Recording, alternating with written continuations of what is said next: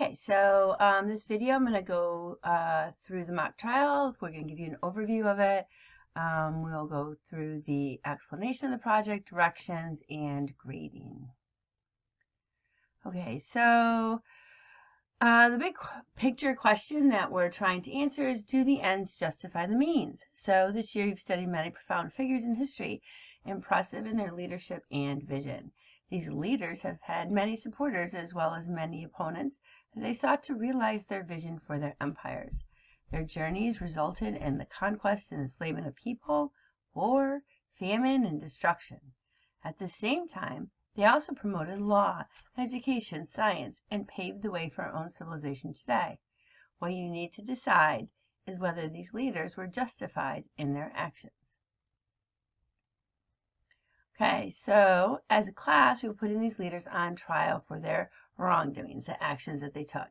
It is your task to research the assigned leader and the benefits and advancements attributable to them, as well as the method and means of achieving their goals. We will be putting a different leader on trial each period. The historic leaders we'll be putting on trial are Julius Caesar, Hannibal, Darius I, Alexander the Great, and Attila the Hun. Every student will be part of the defense or prosecution of one leader and a jury member of another leader's trial. Students in Ms. Stace's classes will be assigned to the prosecution team or the defense team for one. In Mr. Langamo's class, ELA class, you will be the jury that period for another. So in Ms. Dace's class, the class will be divided into teams. Each team will have 2 to 3 lawyers and 5 to 8 witnesses for their side. Additionally, the defense will have someone in the role of defendant and maybe the larger team for that reason if there's an odd number. There are 3 roles you'll take throughout this project. Lawyers. So if you're a lawyer, you'll be expected to do all the lawyer things: give an opening statement, ask questions of your witnesses, cross-examine the opposing side's witnesses, and give a closing statement. You will also be expected to object as appropriate during the trial. You may call any witness you want, but you will be required to give the other side a list of witnesses so they can be prepared. Witnesses, you will be asked questions by both sides and expected to have a sound knowledge of who you are, affiliation to the defendant, what you witnessed, and how the defendant affected your life, if the defendant did, and your opinion of the defendant. And all of these should be supported by examples. As a jury member, you will listen to the arguments made by each side, the evidence presented, the law provided by the judge, and you will be required to come to a verdict supported by the evidence presented at the trial.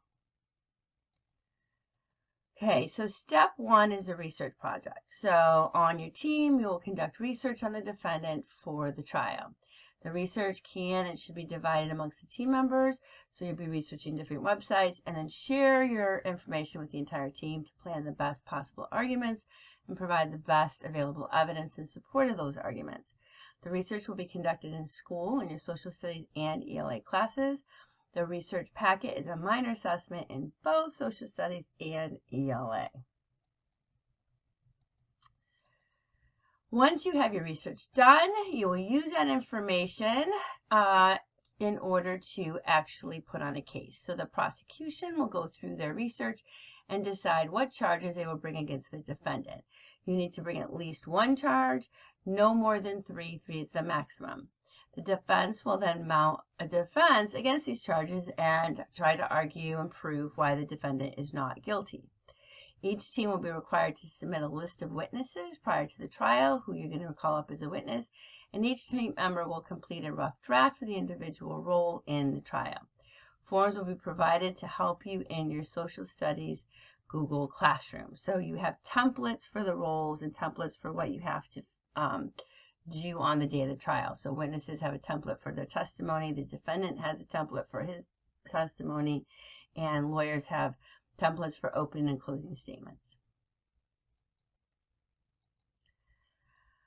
Step 2 will be the actual trial. So on the day of the trial, we have different responsibilities. We'll have the lawyers, the witnesses, and the jury.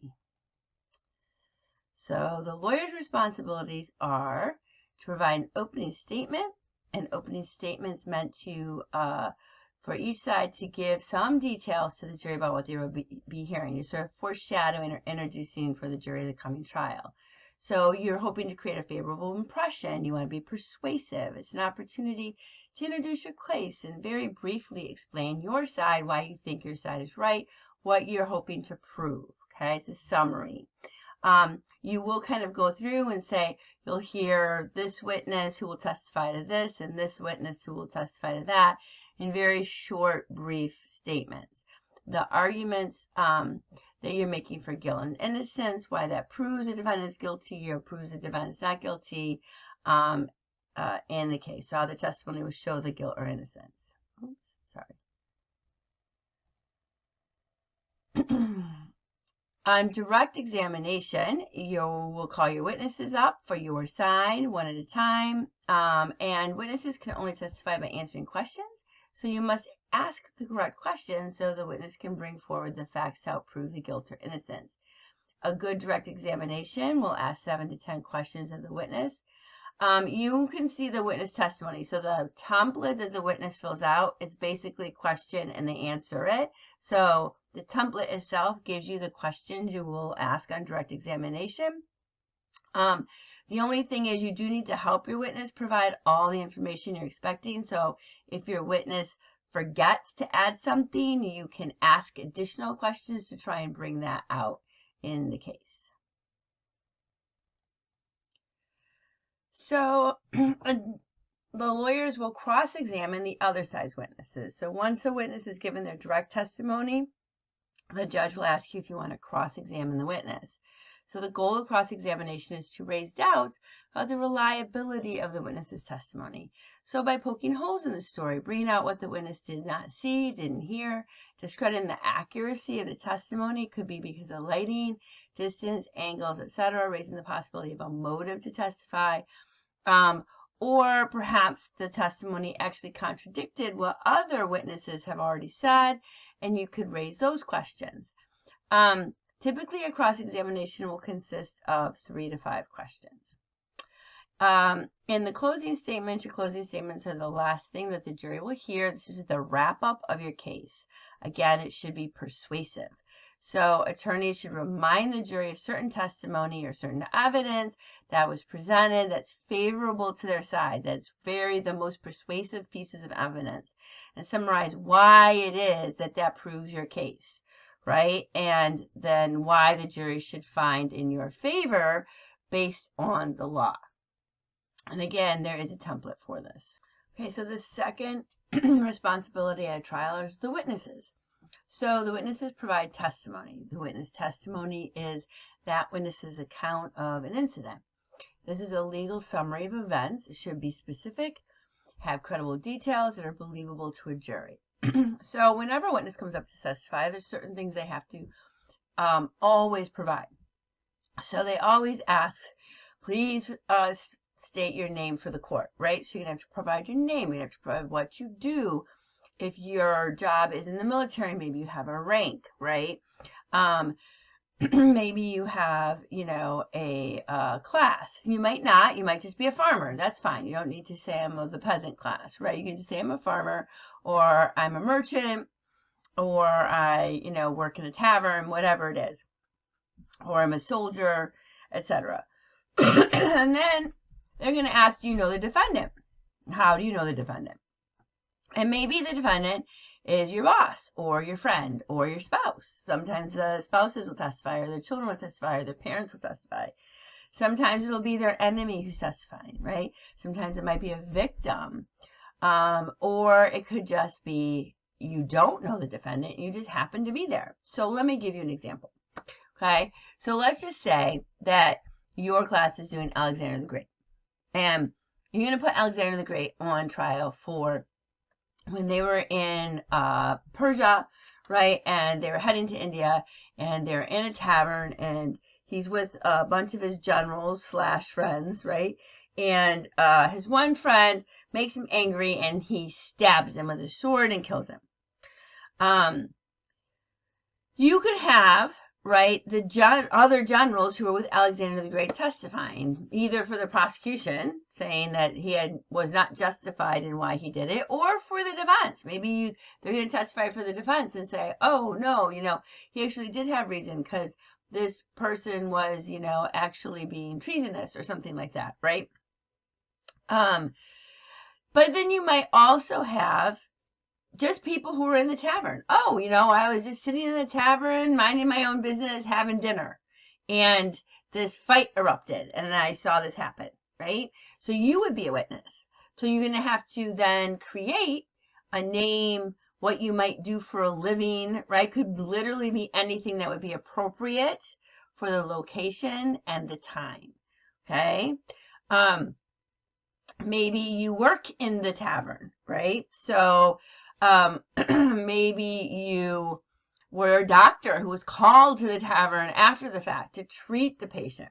So there's a lot of possibilities for both the prosecution and defense. Some witnesses will have historical names because they'll have been real people who lived in history.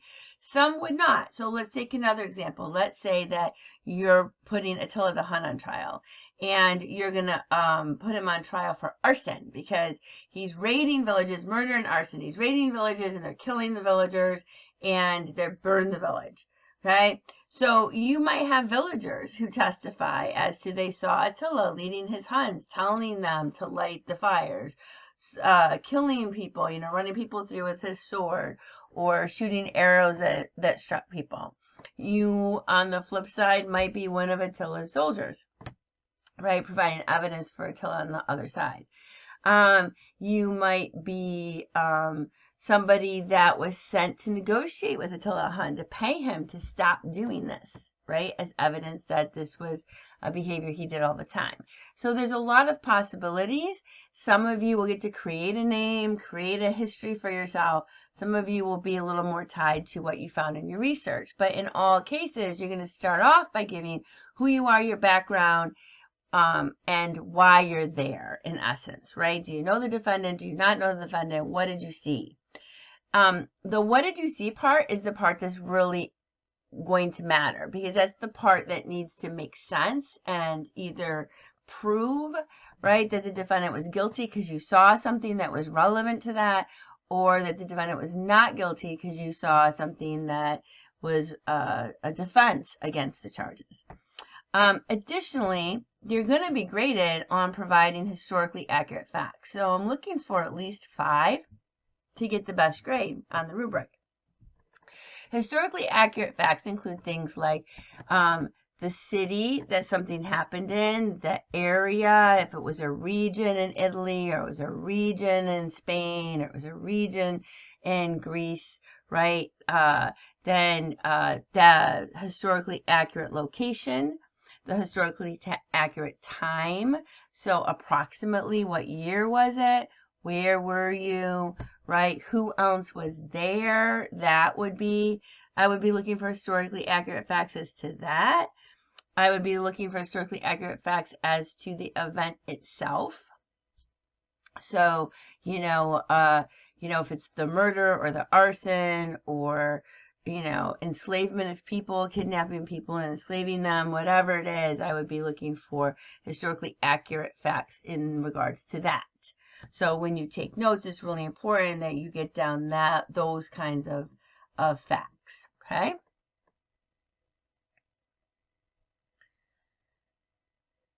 And then finally, you might be a jury member. So jury members will listen to the opening statements, all of the testimony, closing statements, and the judge's instructions. They should take notes during the trial. I have a little packet to help you take notes.